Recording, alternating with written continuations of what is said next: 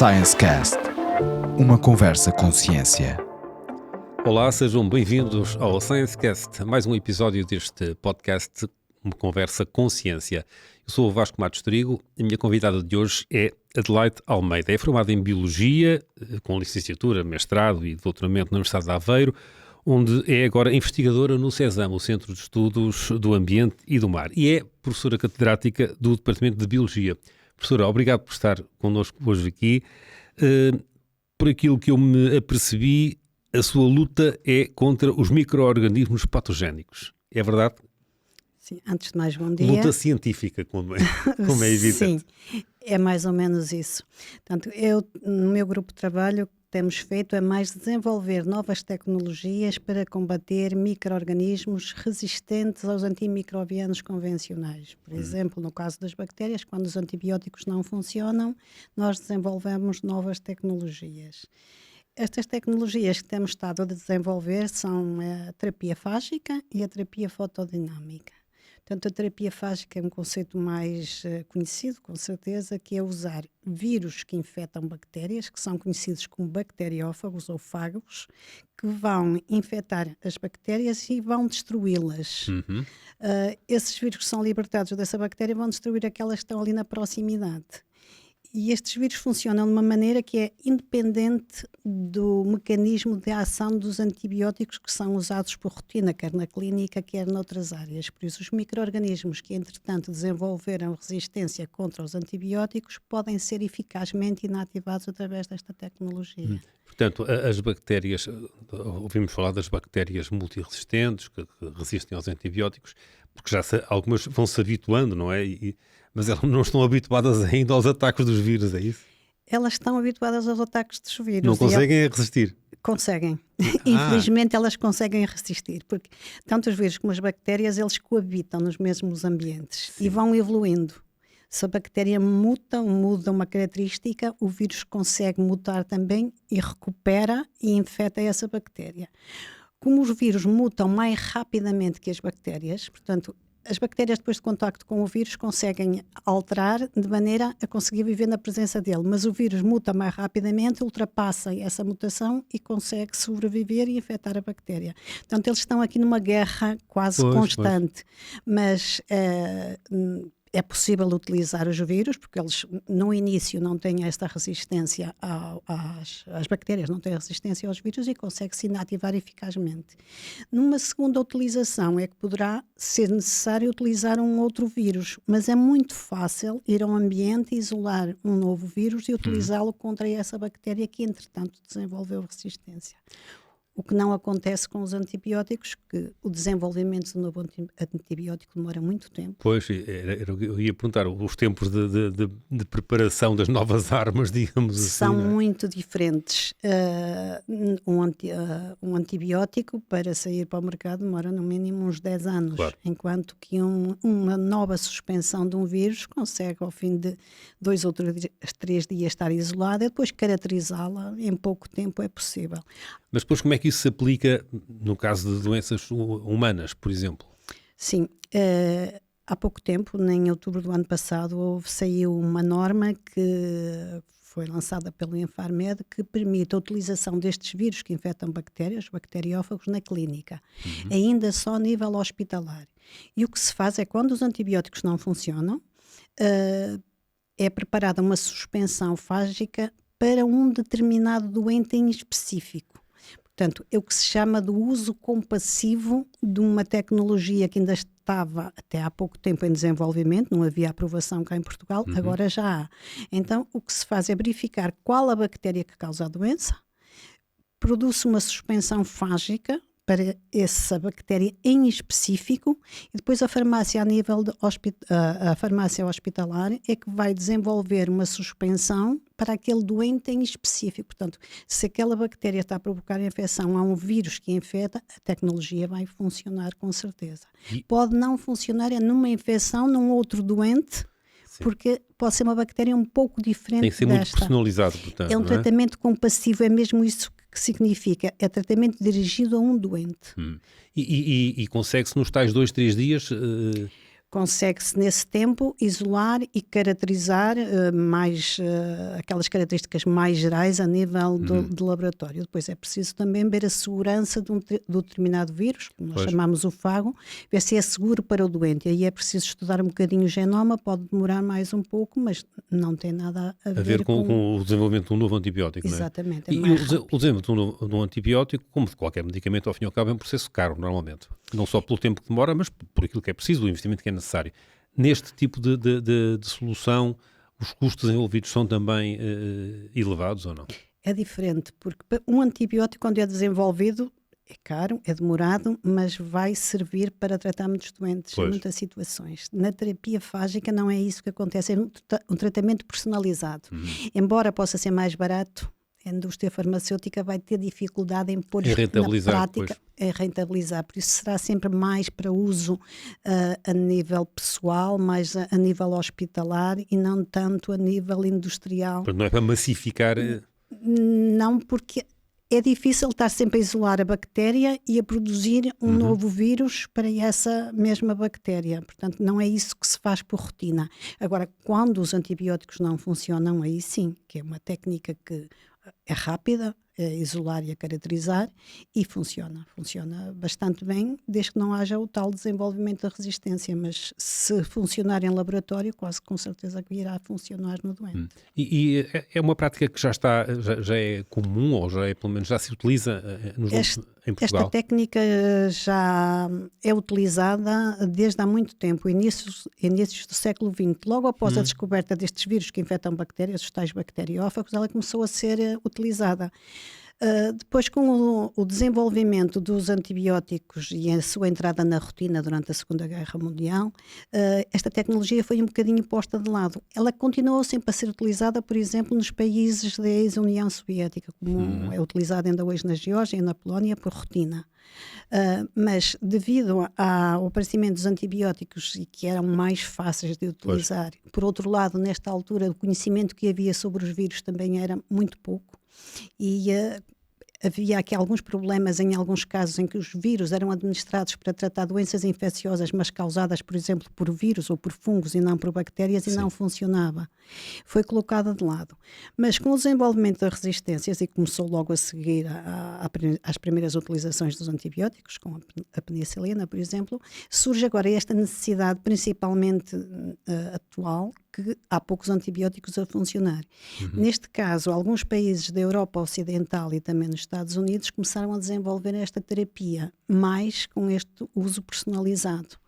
E alguns países a nível da União Europeia que já o utilizam por rotina. A Bélgica foi um dos países mais envolvidos nesta utilização mais rotineira, mais programada, e formulou mesmo um conjunto de características, o que chamam uma monografia, para produzir estas suspensões, que depois foi adotada a nível da União Europeia e está a ser transposta para alguns países, por exemplo, na Suíça também, embora não seja a União Europeia, já se está a utilizar, também na França, e então em outubro do ano passado aqui em Portugal, o Infarmed também aprovou para uso hospitalar. Professora Antónia Almeida, deixe-me pegar aqui numa palavra que agora toda a gente fala, a inteligência artificial. Algum contributo da inteligência artificial para a produção desta solução? Sim, e há muitos trabalhos a decorrer, muitos projetos a nível nacional e internacional a desenvolver estratégias utilizando a inteligência artificial de maneira a conseguir verificar qual é o melhor vírus para tratar uma determinada bactéria. Porque aqui a infecção viral da bactéria e também de outros vírus que infectam, por exemplo, células humanas que nos causam doenças, é uma infecção muito específica. É preciso haver um receptor à superfície da célula hospedeira e um receptor à superfície da partícula viral. Vão encaixar tipo chave-fechadura. E a inteligência artificial aqui é muito importante, porque sabendo a sequência da proteína que o fago usa para reconhecer, por exemplo, a sequência da proteína ou de outra molécula à superfície da célula hospedeira, vai facilitar muito a escolha destes vírus que podem ser utilizados contra uma bactéria em específico. Portanto, aí a É vantagem... uma grande vantagem. Há muitos projetos a decorrer nessa área. E isto é uma área, é biologia, sim, mas também está muito ligada com a medicina, não é? Assim, porque é o desenvolvimento de uma tecnologia que pode ser utilizada, uma terapia, aliás, que pode ser utilizada a nível da clínica, e em Portugal só está mesmo aprovada para uso na clínica, mas pode ser utilizada também na produção animal, na veterinária, na aquacultura Certo. e também em plantas e noutros organismos. O seu grupo, portanto, na Universidade de Aveiro, tem essa ligação à sociedade, digamos assim, à indústria, à economia? Sim, algumas indústrias e também a nível hospitalar fazemos alguns contactos.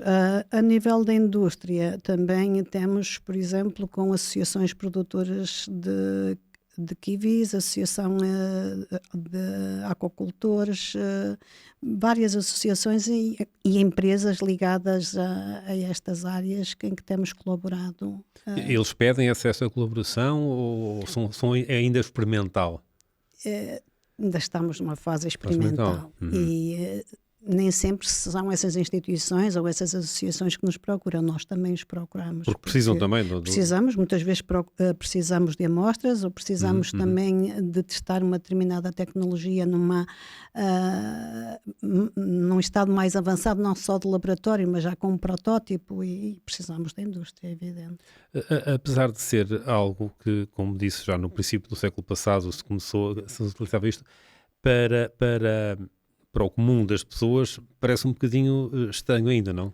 Sim, é estranho até porque basta dizer que é a utilização de vírus. Exatamente. Que as pessoas ficam assustadas. Portanto, é sempre talvez mais fácil falar em bacteriófagos ou fagos e explicar também como a infecção viral é muito específica. Portanto, um vírus que infecta uma bactéria, são estes que nós estamos a utilizar, nunca conseguem infectar uma célula eucariótica, portanto, uma célula do nosso organismo. Se um vírus que infecta uma bactéria que existe a nível do nosso sistema gastrointestinal, não consegue, na maior parte das vezes, infectar uma bactéria que nos causa uma infecção da pele. Portanto, é uma especificidade dentro do grupo das bactérias. E em relação às nossas células, então, é impossível que um vírus infecte essa célula. Ele até pode entrar na nossa célula, mas não usa o seu metabolismo para produzir novas partículas virais, como acontece no caso das bactérias. Portanto, as nossas células nunca serão afetadas. E é isto que é preciso sensibilizar a população, explicar este funcionamento do vírus. E quando vão à procura, portanto, como disse, esses contactos com entidades externas, é algo que à partida têm que explicar isso, não é?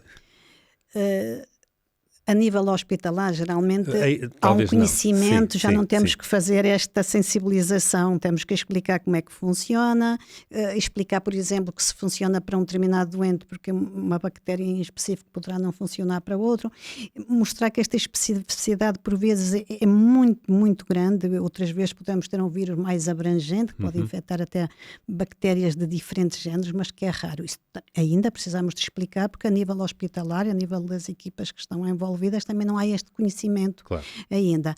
A nível da indústria... Quando vão pedir precisam de uma amostra, por exemplo, chegam lá, nós precisamos...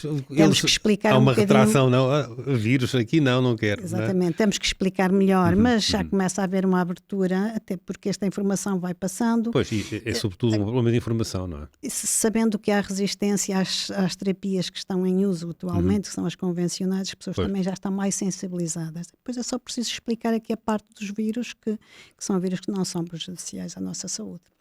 Isto, portanto, estamos a falar das novas formas de lutar contra micro-organismos, não é? Neste caso, só contra bactérias. É importante também ter em conta que esta tecnologia só funciona para bactérias. E é isso que estudam? Nós também temos outra terapia que é possível utilizar para qualquer tipo de micro-organismo, porque não é específica.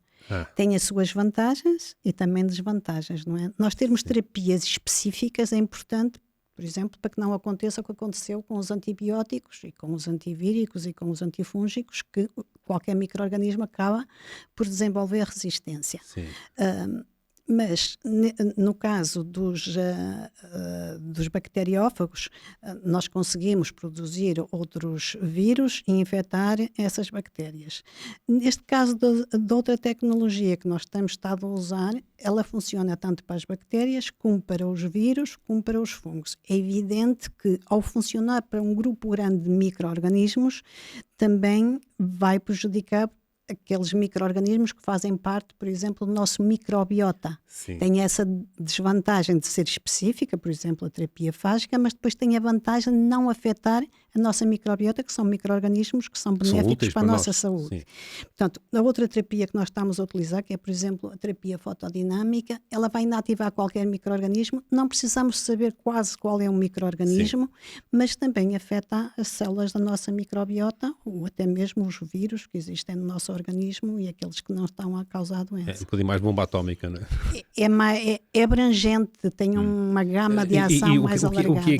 Em que consiste essa inativação fotodinâmica? Como é que Esta isso funciona? terapia fotodinâmica, como o nome indica, usa luz. Usa uma molécula sensível e o oxigênio, mas este oxigênio é atmosférico. Portanto, o que acontece é que é uma molécula que nós chamamos um fotossensibilizador, que na presença da luz e do oxigênio vai formar espécies reativas de oxigênio, designadas de ROS.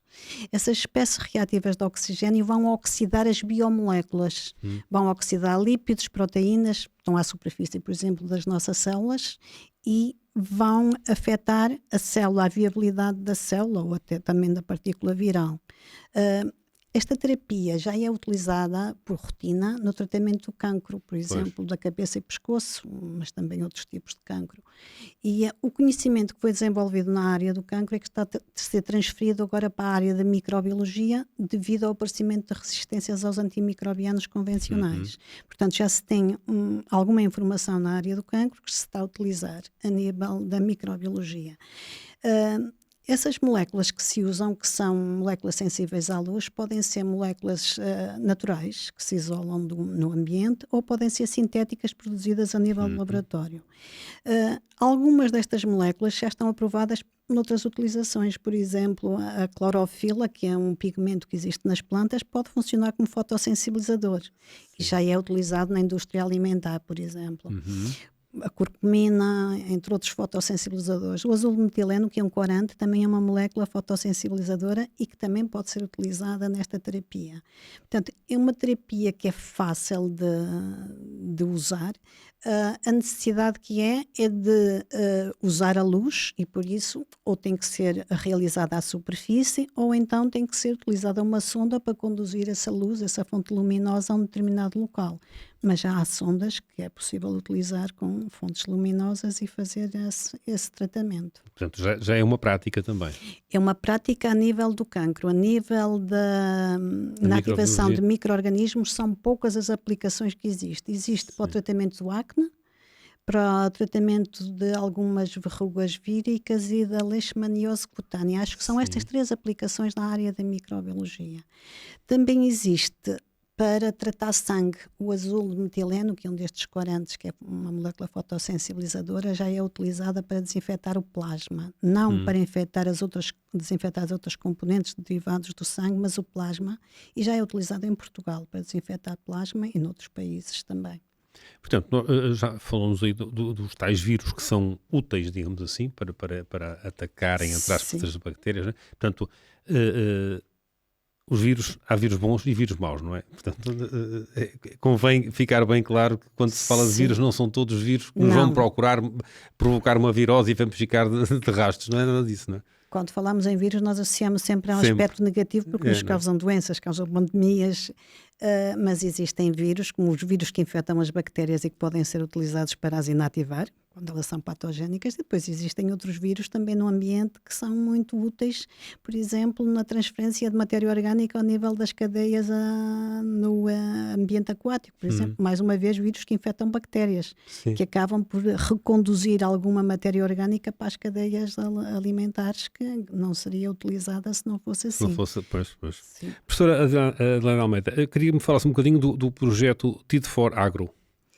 Sim, esse é um projeto que envolve alguns grupos aqui portugueses, incluindo a Universidade de Aveiro e o CESAM, mas também alguns grupos espanhóis da zona da Extremadura.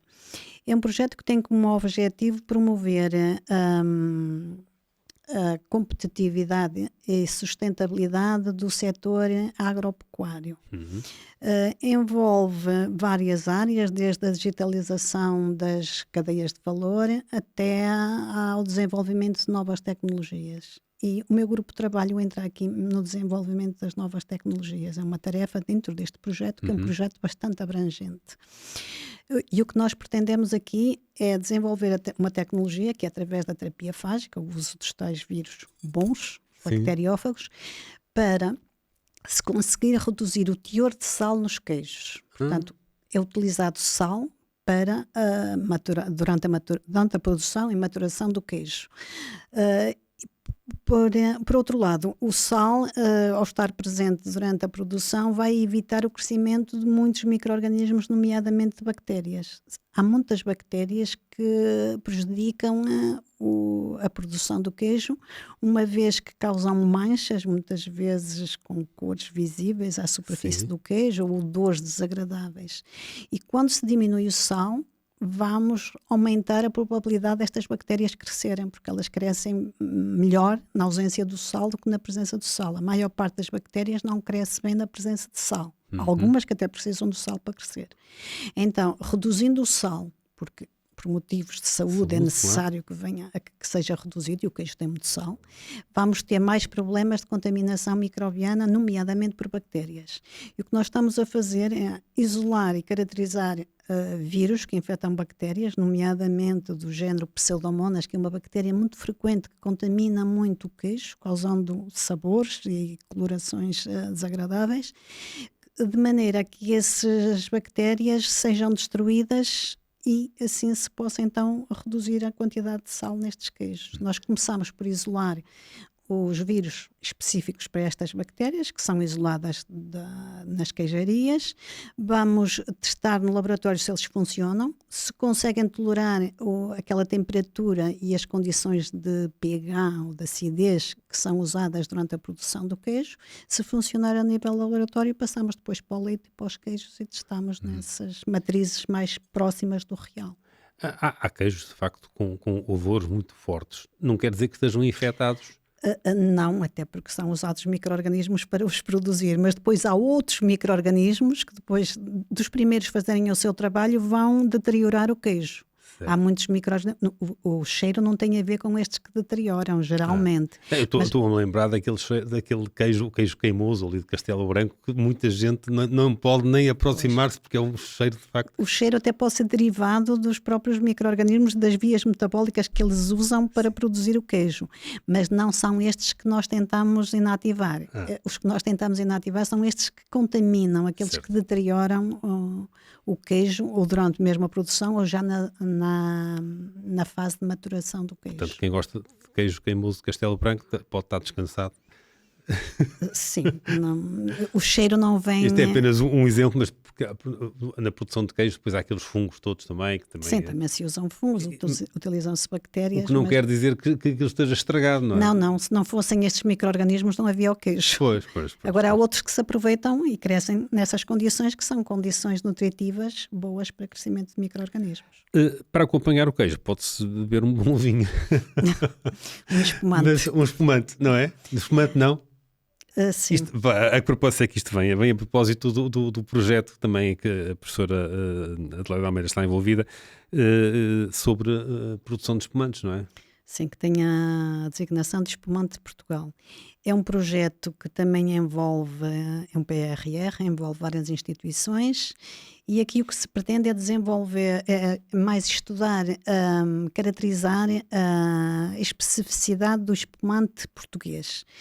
Aqui o que se pretende também é digitalizar o processo, é também desenvolver aqui a comercialização e a gestão do espumante de Portugal, mas também desenvolver novas tecnologias que promovam a diferenciação do espumante. E aqui que entra mais o trabalho do meu laboratório, que é isolar e caracterizar leveduras que são utilizadas para a fermentação do vinho e do espumante, mas que sejam de natureza autóctone, ou seja, que sejam isolados de castas portuguesas, castas de uvas portuguesas, de maneira a diferenciar dos outros espumantes que já são comercializados e que são produzidos quase sempre com as mesmas leveduras. Nós aqui queremos diferenciar utilizando as leveduras autóctones e que tenham potencial fermentativo, ou seja, que sirvam depois para ser utilizadas durante a sua produção. É mais este o nosso trabalho. É uma ligação à indústria, digamos assim, não é? Sim, é uma ligação, até porque este projeto é um PRR, é um projeto que... Exige essa parceria, não é? Exatamente, Claro. e que tem aqui várias estações vitivinícolas da Bairrada, Távora Barosa, que estão muito envolvidas, que nos fornecem a matéria-prima e que dão apoio também aqui em algumas fases, fornecimento também do vinho para depois se produzir o espumante, portanto é uma colaboração muito grande aqui com a indústria. E em que fase é que está esse projeto? Em relação ao nosso envolvimento neste trabalho, nós estamos quase a terminar a nossa tarefa, porque já isolamos as leveduras, já as caracterizamos, sabemos que aquelas que têm potencial para fazer a fermentação, conseguimos até isolar novas leveduras que não estão descritas, agora vamos passar a fazer pequenas fermentações em laboratório e testar mesmo se esse potencial é real e se estas leveduras conseguem mesmo fermentar e produzir o espumante. E isto vai ficar pronto a tempo de se utilizar, porque existe essa informação de que os projetos PRR têm que... Há uma pressão temporal, não é? Sim, há uma pressão temporal e este termina até ainda este ano, é no fim deste ano que termina, mas nós até ao fim do ano conseguimos ter maior parte da informação. Sim. Agora, é claro que é preciso uma continuidade, dar continuidade a este projeto. Sim. Não acaba todo o trabalho aqui, fica muito trabalho ainda por fazer. É também normal esta participação do CESAM e do seu grupo em projetos deste tipo, de ligação à indústria, à economia? Sim, temos, por exemplo, um outro projeto que temos uma ligação às associações de produtoras de kiwi. Também, mais uma vez, que as plantações de kiwi são muito afetadas por infecções, nomeadamente infecções bacterianas. E o tratamento atual é a utilização de cobre e de antibióticos. Mas cada vez mais há resistência aos antibióticos, eles cada vez são menos usados na produção, estão a ser proibidos a sua utilização. Por outro lado, o uso também do cobre contamina os solos, contamina as plantas. E, por outro lado, quer uma tecnologia ou outra a desenvolvimento da resistência. E nós, mais uma vez, com os vírus bons, com os bacteriófagos, temos estado a tentar também desenvolver uma tecnologia para evitar que as plantações sejam destruídas. Porque quando esta bactéria, que é uma Pseudomonas syringae, que infecta os pomares, geralmente eles têm que ser mesmo destruídos. Portanto, é um prejuízo grande para os agricultores. É um prejuízo muito grande e é uma infecção que se transmite com muita facilidade. Ela pode se transmitir através das plantas, através do pólen, através das ferramentas utilizadas nos pomares da produção dos kiwis. E por isso é importante. Há um risco elevado e, portanto, vale a pena estudar. Vale a pena estudar outras tecnologias. E temos tido algum sucesso com a terapia fágica e também com a terapia fotodinâmica, como a luz natural pode ser utilizada para excitar aquela molécula que é sensível à luz e produzir as espécies reativas de oxigênio que vão destruir qualquer micro-organismo, neste caso incluindo também as bactérias. Assim, aproveita-se também a luz natural do sol, por exemplo, que fica a tecnologia mais barata que estar a usar uma luz artificial. Professor, estas tecnologias inovadoras são inovadoras cá em Portugal e noutros países também. É muita investigação que existe nesta área? Sim, são tecnologias inovadoras por vezes só na sua aplicação. Por exemplo, a terapia fágica é uma tecnologia que mal se descobriram os vírus, os bacteriófagos, ela passou a ser utilizada para tratar gastroenterites, por exemplo. Agora, a utilização, por exemplo, da inteligência artificial para prever se aquela bactéria vai ser inativada eficazmente por um determinado vírus ou se vai desenvolver rapidamente resistência, já é um desenvolvimento mais atual e com mais tecnologia. A terapia fotodinâmica também já vem a ser utilizada há algum tempo. Agora, a aplicação à microbiologia que não é ainda rotina. Depois também há outras, em termos de inovação, utilização, por exemplo, de resíduos a nível da indústria agroflorestal que não eram utilizados. O que se fala agora da economia circular e que nós temos estado a tentar utilizar esses resíduos, por exemplo, como antimicrobianos para substituir os antimicrobianos convencionais em casos de resistência, por exemplo.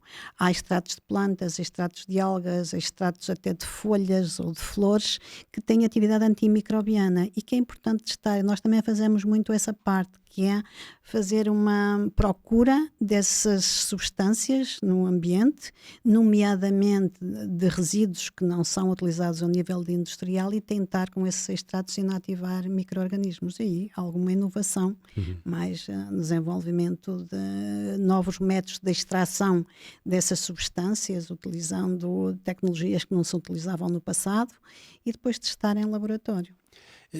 Esta alteração, ao fim e ao cabo, da utilização de novas tecnologias veio exigir alterações na formação dos biólogos. O biólogo tradicional não tinha estas competências, digamos assim. Hoje em dia, os estudantes já começam a ter também formação para poderem lidar com novas tecnologias, com inteligência artificial e com as outras tecnologias. Sim, já há a nível mesmo até das licenciaturas, algumas unidades curriculares que são bioinformática, tudo isso que os alunos já têm acesso a estas plataformas, a estas bases de dados, algumas ferramentas.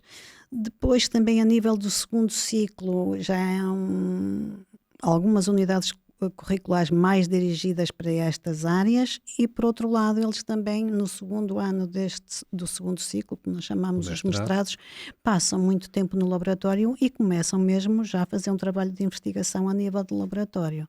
Portanto, os trabalhos começam a ser desenvolvidos nestes laboratórios e vão tendo alunos de vários níveis, portanto, cada vez mais eles vão contatando com estas tecnologias.